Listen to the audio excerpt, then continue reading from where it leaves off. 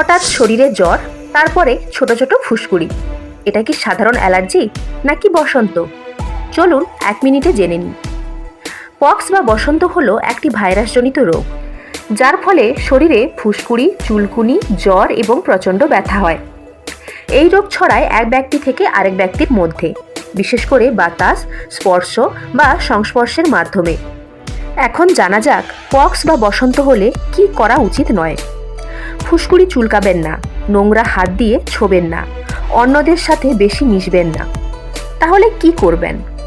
শরীর পরিষ্কার রাখুন, ঠান্ডা জলে স্নান করুন, ডাক্তারের পরামর্শ নিন, পর্যাপ্ত বিশ্রাম নিন। এছাড়াও অ্যালোভেরা বা ঠান্ডা জেল ব্যবহার করলে চুলকুনি ও জ্বালা কিছুটা কমে। বসন্তকে অবহেলা করবেন না, লক্ষণ দেখেই দ্রুত ব্যবস্থা নিন। সুস্থ থাকুন, নিরাপদ থাকুন এবং ভিডিওটি ভালো লাগলে অবশ্যই লাইক, শেয়ার, সাবস্ক্রাইব করুন।